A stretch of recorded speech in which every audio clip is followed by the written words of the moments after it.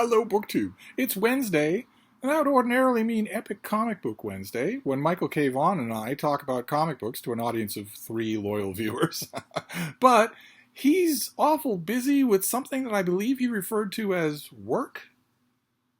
I think some of the rest of you also engage in this work thing. It sounds most inconvenient.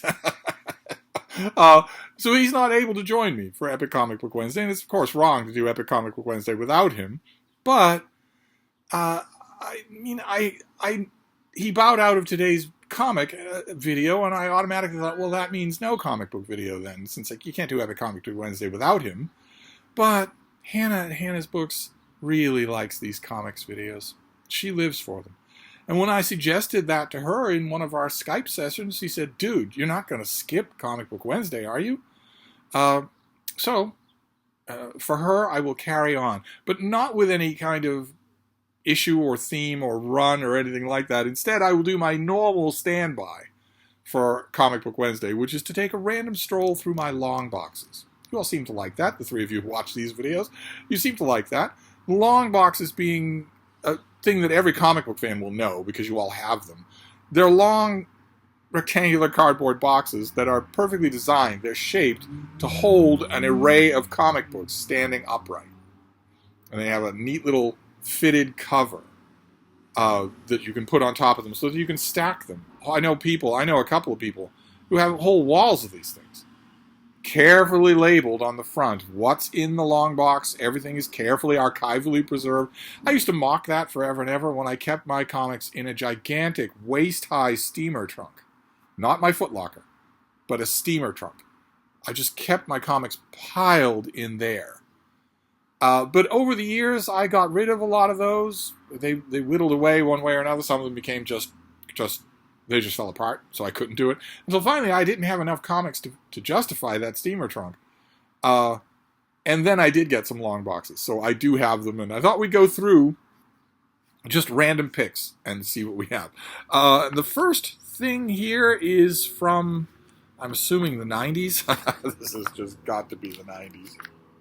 Yes, the 90s. Some eras just announced themselves. This is a weird run on Daredevil. Marvel Comics character Daredevil, who as a young boy, Matthew Murdock, was trying to save a blind man from being struck by a truck in the street, and he saves the blind man, but barrels of radioactive chemicals sloshed all over him, and instead of killing him, they blinded him and gave him super senses. So all the rest of his senses are superior, and he also has a radar sense that nobody else has. And he decides for some reason to put on spandex and fight crime. But not in this series.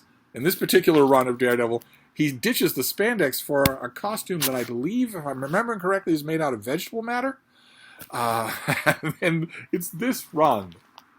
The main reason to get these issues is for Scott McDaniel's artwork. I think this is some of Scott McDaniel's very first mainstream superhero artwork. And it's extremely stylized. It's extremely weird. Ultimately, extremely good. I ended up really liking the artwork on this run. I don't think to this day that I've ever actually read it. But the weird thing about the artwork, you're going to notice it right away, is that it doesn't have any lines. There are no lines determining where Galactus's glove stops and the background building begins. There's no line for any of this stuff. It's all done by color. And that's all throughout these issues. So you read one issue like that where there are no hard lines anywhere. There are the Avengers helping with a rescue mission.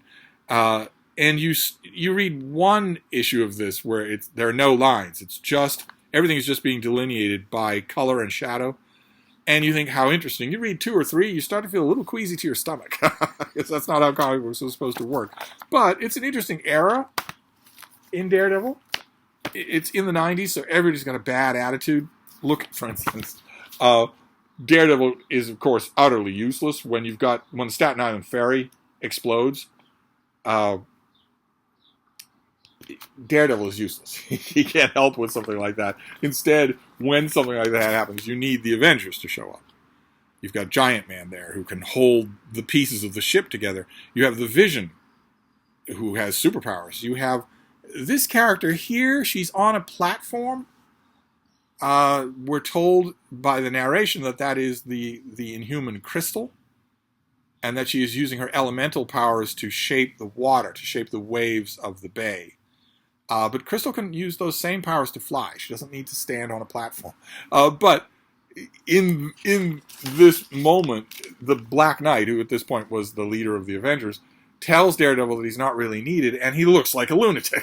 He said he looks like a homicidal lunatic.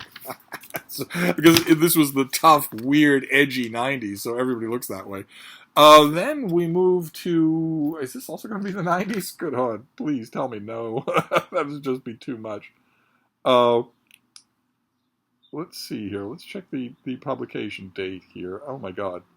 No, this is the 80s. This is also for the artwork. It's also here for the artwork. This is Batman and the Outsiders, which sounds like an off-brand pop band, but it's actually a superhero team. Batman leaves the Justice League and assembles a secondary team of his own, composed exclusively of losers, of these dumb, useless loser heroes. Some of them invented for this book, and others resurrected from elsewhere in the DC universe. To no effect whatsoever. You do not. This character's name, I think, is Katana. You do not care about her, no matter how much effort is made to make you do so. This character is called Halo. You couldn't care less whether she lives or dies. Here is the whole of the team, almost. So you can see Katana there. And this character is Black Lightning. He and Metamorpho had a past before the Outsiders. This is a character named Geoforce. And Batman is leading these losers for some reason. I don't have any idea why. Mainly, I have these issues for Alan Davis's artwork. Again, this is some of Alan Davis's earliest mainstream superhero artwork, and he's terrific. Even in these early days, he's just terrific. Let me give you an example. Yeah, his stuff is just incredible. So that's a reason to have these, I guess. The issues themselves are utterly ridiculous. Just utterly ridiculous. Why would Batman do this? Why would any of the people on this team listen to him? Why? How do superhero teams work in the DC universe? You don't have to ask that question. You don't have to think about it at all if you're not going to make any new superhero teams. But if you're going to make one, well, then how do they work? The Justice League, sure, they have their cave headquarters. They have their satellite headquarters. They have their Hall of Justice. They are the most powerful super beings on the planet. Presumably, they are sanctioned by the UN and most national governments. They're the Justice League. Before them was the Justice Society. Same thing. They are basically an arm of J. Edgar Hoover's SBI. Okay, fine. There's the Teen Titans. They're a club. They're a kids' club. They're a sock hop. But if Batman, who's not all that trusted as a superhero, is going to go out and start making a superhero team of his own, well, who are they? And do they get to arrest people? Do they get to break and enter? You don't have to think about those subjects. Superhero teams in the DC universe tend to be aligned with official authority, the police and governments. And are the Outsiders? I don't have any idea. I don't know. It doesn't bear much thinking. But then we move on to, oh my God, you're not telling me this is still the 90s. But that would be, okay, close enough. This is 89. This is the official handbook of the Marvel Universe, the update for 1989. This was, the official handbook of the Marvel Universe was a monthly title that was limited. It went through alphabetically all the characters of the Marvel Universe and gave you a breakdown of when they were born, when they grew up, what do we know about their background, what do we know about their experiences as recorded in Marvel Comics, and especially what do we know about their superpowers. Precisely what do we know. A type of thing that you would never see DC Comics doing. But Marvel thrives this way. I love these issues. Absolutely love them. I'm not sure that I'm wild about update issues. I don't know how many update issues there were, actually. This one starts with U-Man, who is a blue-skinned denizen of Prince Namor the Submariner's home world of home kingdom of Atlantis. But we also have U.S. Agent, a Captain America knockoff, and every one of these entries you get an original piece of artwork for the profile picture. And then you get lots and lots, as they're breaking down the whole story and giving you the characters' stats and whatnot, you get all sorts of artwork clipped from earlier appearances. That makes these things really neat. That clipped artwork makes these things really neat. And another thing that's really neat about these official handbooks is that the profile picture, this is by Sal Buscema, Art Guard Loki, the profile pictures are all original. They're all original artwork. They're not anywhere else. They're just here in these issues. Like, for instance, here is Todd McFarlane doing Venom, the Venom symbiote. Most of these characters don't amount to anything. This is the time period when John Byrne revamped the Vision to make him a pale, ghostly, emotionless creature, as opposed to the iconic symbol of the Avengers. And that's not going to last. But when you're going to do that, that's going to be included in here. Most of these characters never amounted to anything. There's a Mike Mignola doing Wong, Doctor Strange's faithful manservant. Do we have any other really interesting original artwork here? There's the Exterminators. Look at that. You X-Men fans, that is Richter. That's what he looked like originally. That's Richter. Good Lord. How those days have changed. I think I only have one update. Oh, wow. Oh, my. Okay, very nice that I grabbed these. These are from Dark Horse Comics. These are Grendel Tales. And they are stories of that symbol. See, that symbol is on this guy's face. Matt Wagner, writer and illustrator, came up with the idea for a masked hero called Grendel, who is a crime fighter by night and an author, I think, by day. And I think the company that Matt Wagner originally did Grendel for collapsed. Companies were wont to do that back in the 80s and 90s. But Matt Wagner owned the character, so he just kept complicating the character's story. I don't remember. Frankly, I don't remember the twists and turns that original character's story made. But he also elaborated it to be that Grendel was not just a superhero name, but rather was a kind of society of warriors. And that's what you get here in these Grendel Tales. This is a 4-issue miniseries of Grendel Tales. See, they all have the Grendel face mask. And these are war-torn stories. They don't have anything to do with Earth. They don't have anything to do with the original setting or anything of the original Crime Stopper Grendel. And they're not by Matt Wagner. They're written and drawn by I don't want to get the names wrong. They're written and drawn. They're written by Darko Makan and drawn by Edwin Vukovic. And the artwork is really, really good. It's not exactly my cup of tea, but it's really, really good. And the stories are absolutely terrific. These two, the writer and the artist, both knew the horrors of the kind of war that they were describing firsthand in Bosnia, I believe. I'm not sure that this will tell me. No, I don't think this will give me biographies of the writer and artist, but I saw the first issue. In fact, the guy who ran the comic shop that I used to visit at the time, when was this? The 90s? 1995, yeah. The guy who ran the comic shop at the time, I sauntered in the door for, Thor and the Legion, and he said, you're really going to like this. And I looked at it and thought, no, there are no Kryptonians here. This isn't superhero stuff. And he said, I know. But every once in a while, you like something that's not superhero. You're really going to like this. And I read the first issue and said, sign me up for the others. I want all the rest of these.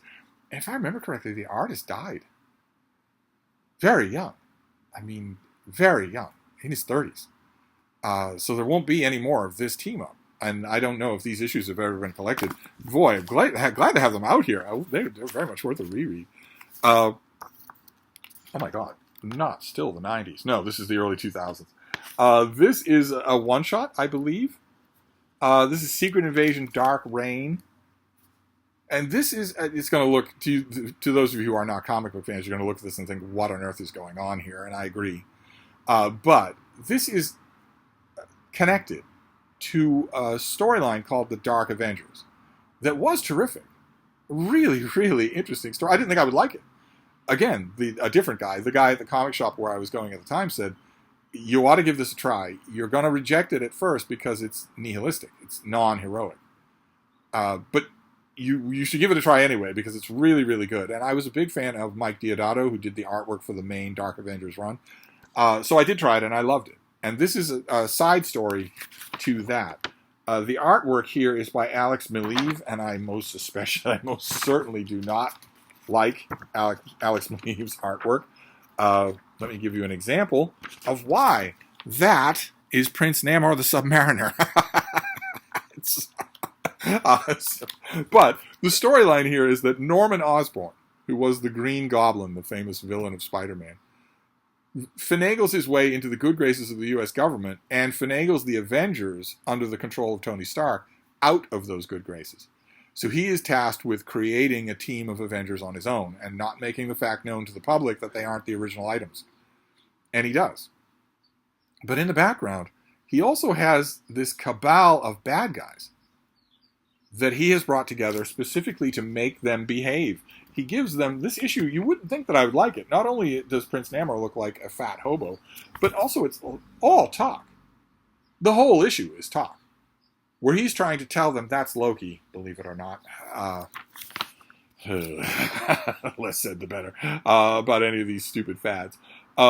He lays down the law to them, to these bad guys. He says the reason why you have never succeeded is because you don't know how to work together. And I'm offering you the ability to work together under the aegis of the United States government so that you won't be bothered. And the conversations are quite good. He tells them, if any one of you should sink to your basest instincts, in other words, betray him, you must know that whatever you have gained from this relationship can easily be taken away, like that, by force. And at this, Loki chuckles.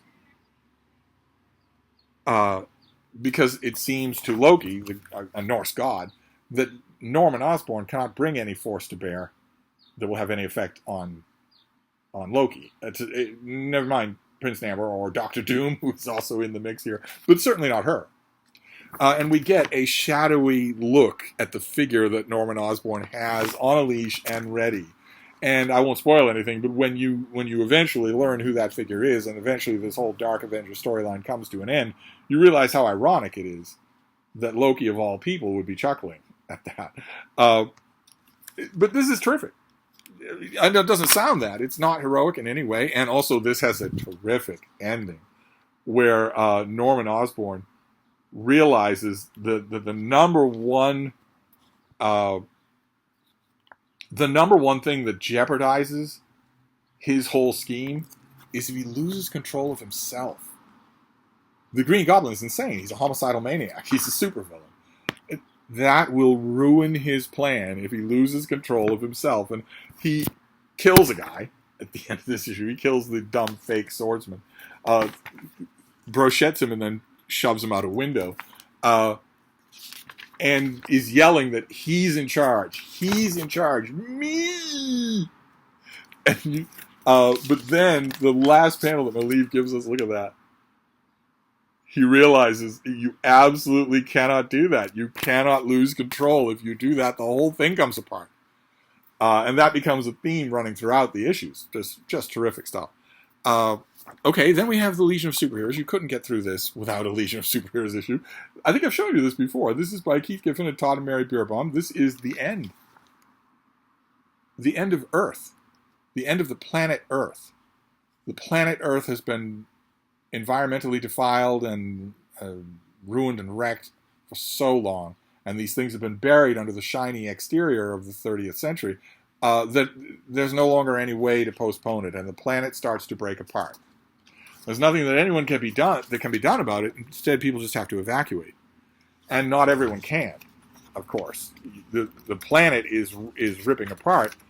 You eventually will have cities in space. I'm really hoping that this is no longer canon. This was a very environmentally conscious thing to do. I'm really hoping that the Legion has had so many revamps since this issue came out that I'm hoping this is no longer canon, that the Earth still exists in the 30th century. But we get this shot of all these people just left behind. They're just going to die. There aren't enough transports for everybody. And eventually we get the 2-page spread. Earth dies. And a wonderful, wonderful little visual gesture. It's not explained, it's not detailed, it's not footnoted. You, as a DC fan at the time in the 90s, have to notice it.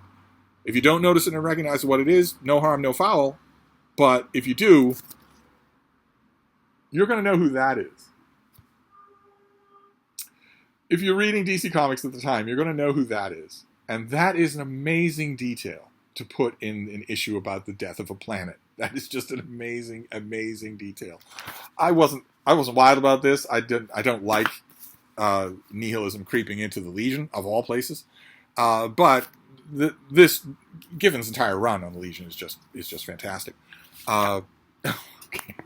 This is going to be all 1990s. This is 1989, close enough.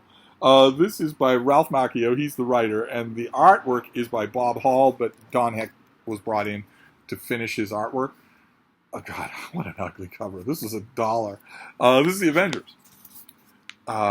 This is the cover. For some reason, a kid could make a better cover than this. That is just so bad. You don't know what's going on. You don't know what's at stake. You don't know what you should care about or even what you should look at. But the storyline here, I mean, there are brain leeches involved. But the storyline here is fascinating to me. I wish that it had lasted for 50 issues instead of only 5. This is a period, a low point in Avengers history when most of the roster goes away for one reason or another. The team is decimated. There's almost nobody. And Captain America has to recruit members. And he recruits this guy, who is called the Nameless One. He's an Eternal, one of Jack Kirby's knockoff alien, energy-wielding, amorphous, god-like beings. A dumb character to be on the Avengers. A dumb character just in general. But Captain America, he has Thor. He has Thor to help him out. But he also recruits Mr. Fantastic and the Invisible Woman from the Fantastic Four. At this point in Marvel continuity, they are not part of the Fantastic Four. The Thing is running the team with other teammates.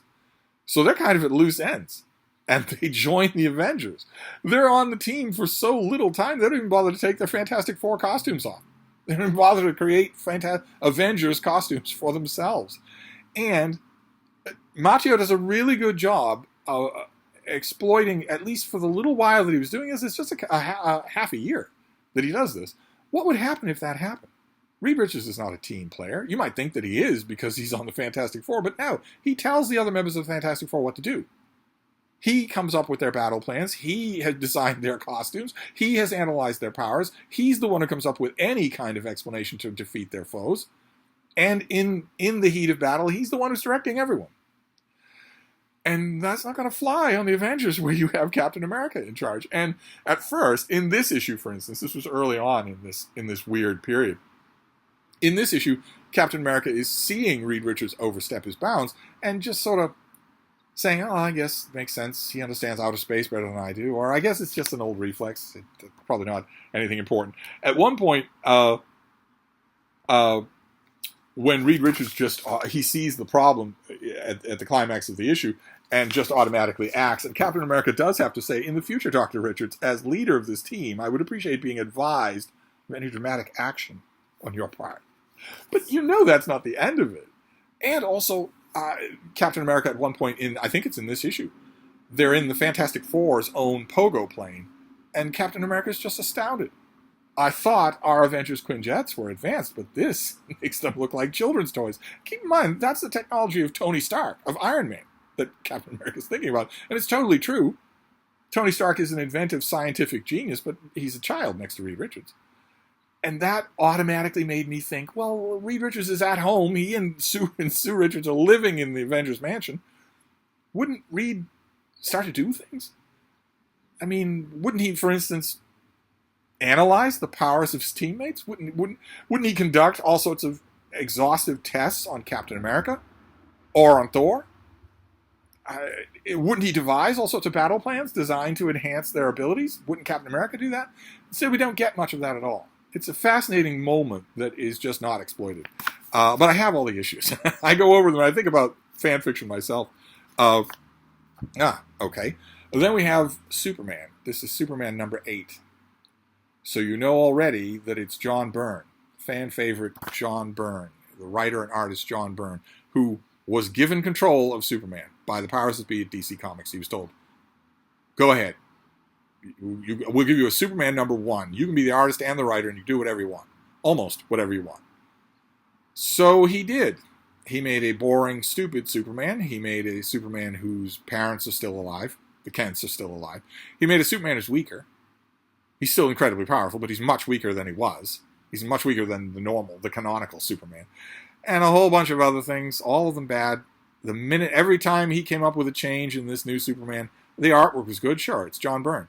But every time he came up with a fundamental canon change, I was thinking, or saying to a room full of beagles, you're just going to have to walk that back. It's fine now, but in 10 years, you're going to bring this back. You're going to bring all of this back. And I was right.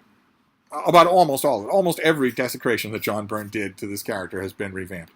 It all sprang from a thing called Crisis on Infinite Earths, which was a mini-series that DC Comics did to clean up its complicated continuity. Let's have one story that all new fans need to know. They don't need to know any of the 40 issues of comics that came before that because we're revamping it all. We're starting from scratch. I bought Crisis on Infinite Earths as it was coming out, and when I read those justifications in interviews in Wizard magazine or whatnot, I thought, okay, but what about all of us fans who've been here for all of those decades? What about us? And one of the revamps in Crisis on Infinite Earths is that Superman is the lone survivor of the planet Krypton, rocketed to Earth as a baby, grows up normal as a boy in Smallville, and then goes to Metropolis and takes on the identity of Superman. Which means he was never Superboy. And if he was never Superboy, that means he never inspired the Legion of Superheroes in the 30th century, which means the Legion doesn't exist. Or is radically different. At the time, when all these books were being relaunched in the wake of Crisis on Infinite Earths, there was no relaunch for any kind of Legion issue, so myself and other rabid Legion fans were saying, well, what about the Legion? What about the Legion? If there's no Superboy, then things are going to be radically different. And they were. Eventually, the Legion was relaunched, and it got the great 5 years later saga, and the writers worked around the fact that there was no Superboy anymore. But at the time, when I was reading that, I was thinking, you're going to have to walk that back. Of course, you're going to have Superboy again. And this is Superman number 8, where Superman encounters the Legion of Superheroes. We have some members here. There's the Invisible Kid, there's Brainiac 5, there's Sunboy, and that's Block. And of course, he mops the floor with them, as Superman would with most of the Legion. There's very few members of the Legion that can give him any kind of trouble. But the key is, in this issue, he doesn't recognize them. He doesn't know who they are. They recognize him, of course, because he's Superman. He's the older version of their old pal Superboy.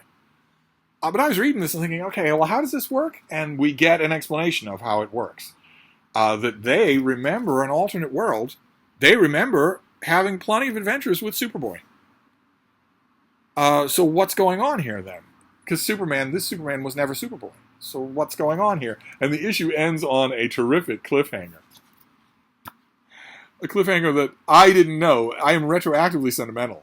At the time, I thought, no big deal. This will all be fixed. I had no idea that this character was going away forever, that my favorite character was going away forever. The real Superboy shows up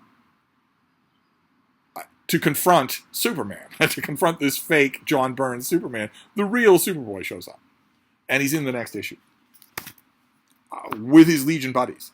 And I thought it was. I kept reading. I thought it was fantastic. I had no idea that I should be all weepy.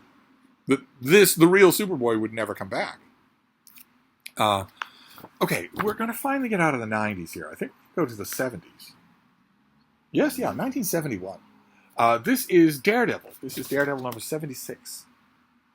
Where our hero is south of the border. He's in the southern hemisphere. He's still wearing a skin-tight red set of leotards, which means he would be baking. Just baking. And also fungaling. He'd be growing fungus all over everything. But I didn't get this for that. I got this for the artwork. Gene Colan is the artist here. In his pre-creepy days, his pre-horror days, still really confident. He's just terrific as an artist. And in these old Daredevil issues, he really lets loose with the poetics of the panels. They're just amazing. They're just amazing. The issue is kind of dumb, I think. I think I've only read one page of it. I don't really read comics when the main character is some guy. All right. Well, we have the opposite of some guy here. This is Thor. This is Thor number 241, which has John Buscema artwork with Joe Sinnott inking him. Just marvelous. Buscema's best inker who's not himself. Buscema is the best inker of his own work. But after that, Joe Sinnott, when they are both at the peak of their form, they're amazing. And the artwork in here is utterly amazing. Just incredible. The coloring also. Just amazingly good stuff. I also a significant draw for this issue is that Jack Kirby is drawing the cover. This is a Jack Kirby cover drawing Thor. For God's sake. Kirby was, of course, the seminal Marvel artist that Stan Lee used for creating the Marvel Age of Comics. And Kirby went on forever on Thor, on Fantastic Four. Then he left Marvel Comics. He went to DC and did a whole bunch of lamentable work there that we have recently seen on Epic Comic Book Wednesday. And then he came back to Marvel. And in addition to being given, he allowed to create a book called The Eternals. He was also given the writing and scripting chores, artwork and scripting chores on Black Panther and Captain America, to disastrous result. But he also did a lot of covers. So Marvel Comics fans got the pleasure of seeing Fantastic Four and Hulk and Thor covers drawn by Jack Kirby. Amazing, not to be outdone. And I love this issue. In this issue, Thor is fighting. Teaming up with and also fighting the gods of Egyptian mythology. So there we have Horus and Osiris are teaming up with him. And at one point, this is Bill Mantlo is the writer here, and at one point he has one of the Egyptian gods say, "How do we defeat death, Thunder God?" And Thor says, "By living, warrior, by living." Just terrific. Just terrific. And then we can finish up. I could do this all day long. But we'll finish up with something incredible. Something just incredible. When you think back to the fact that this cost $1, good Lord. This is Savage Sword of Conan number 23. The large black and white magazine that Marvel put out when they had a success on their hands with the color magazine of Conan the Barbarian. And just look at what you get here. It's just, this is an Earl Norem cover, first of all. All Earl Norem covers are incredible. All of them are frameable. If you took all this junk off it and enhanced the colors, this would be frameable. I wish I had a framed cover, a framed piece of Earl Norem artwork. No idea how collectible it is. This is Conan the Barbarian and Red Sonja fighting a giant squid creature. And look what the cover promises you. You get, first of all, this is not short. This is a lot of material that you're getting for your $1. And it promises you Conan, Red Sonja, and King Kull. And it delivers. This is just a fantastic issue. The main story is scripting by Roy Thomas, artwork by John Buscema, and it is part 2 of an adaptation of Robert E. Howard's story, Pool of the Black One. So you get a map of the Hyborian Age, and you get the finish of this storyline, which is really good. It's really creepy. The Pool of the Black One is a really creepy story. Quintessential sword and sorcery in that the sorcery never makes any sense. Conan does not understand it. He's not in a position to understand it. He doesn't want to understand it. And Robert E. Howard doesn't explain it either. Conan encounters a magical society doing horrible things. He doesn't know what the reason is. He doesn't know where it comes from. He interrupts it, fatally interrupts it, but I love that aspect of classic Robert E. Howard sword and sorcery, which is that you definitely know that it's creepy, but you don't understand it. And this has just tons and tons of great action. Terrific. Who does the inking here?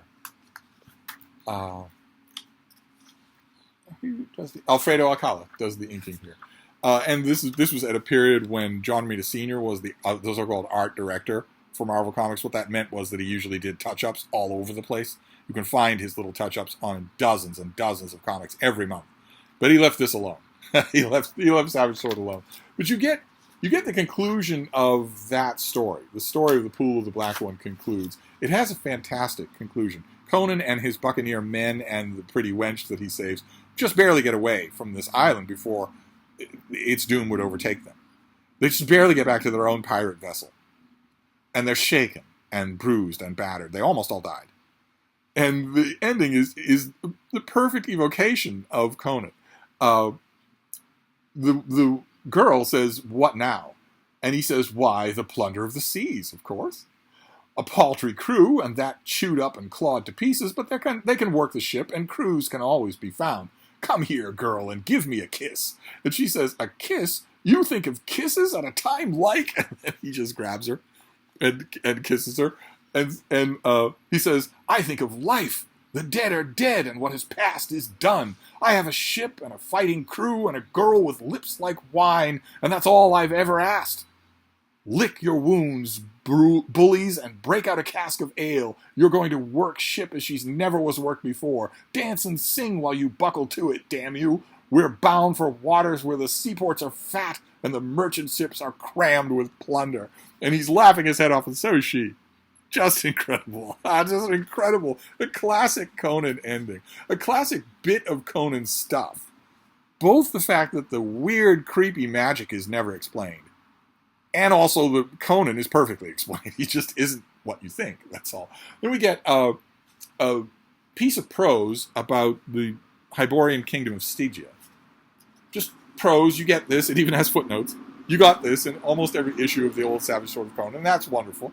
We get a weird story about King Kull, where he has a kind of trippy psychedelic experience all throughout. It's not a stereotypical King Kull story, and when he ends up back in Atlantis, it all seems like a dream. Then we have a pinup of Red Sonja, who is a terrific character. The name Red Sonja comes from a Robert E. Howard story. The idea of a swordswoman, 16th century swordswoman, not Hyborian, but the idea of a swordswoman also comes from a different Roy Thomas story, or Robert E. Howard story. But Roy Thomas brought them together and made a Hyborian age character, the equal of Conan. And fans loved it. Just absolutely loved the she-devil with a sword. They just loved this character. And eventually, the character was given over to Frank Thorne, who's a very stylized artist. I know he's no Mike Plug, but we don't have Michael K. Vaughan this time around, okay? So you're not getting any Mike Plug. He's a very stylized artist. I confess, I have not always loved him, but the more I look at him as time goes on, the better I like his work. It's whimsical, but very, very good. And he became synonymous with Red Sonja. He did the artwork on her own book when she got it, and it was incredibly distinctive. It would have been, I hate to say this, but I think a lot of you comic fans will agree with me. I bet Michael K. Vaughan would agree with me, that it would have been a distinct loss if John Buscema had drawn Red Sonja's comic book. Great as he is. Better that Frank Thorne do it. And this has a great inset here where Frank Thorne dressed up as a wizard for a convention where they got an actress to play Red Sonja. He dresses up as a, look at that, original. Is that Rudy Nebris? That's not Frank Thorne. Is it signed? No, it isn't. Okay, well, that's a little deceptive because this is in a whole story about Frank Thorne, but that's not Frank Thorne. That's Rudy Nebris. But he dresses up as a wizard with this actress who plays Red Sonja. At one point, she seems to kill him. How awesome! They're all having so much fun, except for Dave Cockrum, who never had fun. When you put an easel in front of him, that's all he was just nerd artist boy. But when you're done with all of that, see, there's another pin. That is a little deceptive. That is Frank Thorne, but the first one was not. When you're done with all that, we get a Red Sonja story with this gorgeous, really wonderful Frank Thorne artwork. It really just is wonderful. Where this Red Sonja she's arriving at this city. She just wants a little peace and quiet. That's all. All she wants is a flagon of ale and a good bath. But she sees a group of cloaked figures molesting a child, and she says to them, "Mitra's name, you skulking dogs. Have you no better way to spend a sunny afternoon?" And that brings her, look at this. That is just lovely. That is just fantastic artwork. I don't know why it took me so long to see that. But this adventure is whimsical and really good. And it makes me wish for... I'm sure that the Frank Thorne Red Sonja issues have been collected. I'm sure that they have been somehow. And it makes me wish for them. It makes me wish for a volume like that. And then, in addition to all of that, we also get a huge 2-page letters column for $1 for Savage Sword of Conan. This was from, did we say the 1970s? 1977, yes. So we're ending on a really strong note. These old Savage Sword of Conan issues, I have them all as ebooks, but they really do feel natural in the hand. And I don't know how many of them I'm ever going to see. You see fewer and fewer of these things that aren't polybagged and $15 a piece. You see fewer and fewer of them. And that stands to reason. Unlike old books, these are actual ephemera.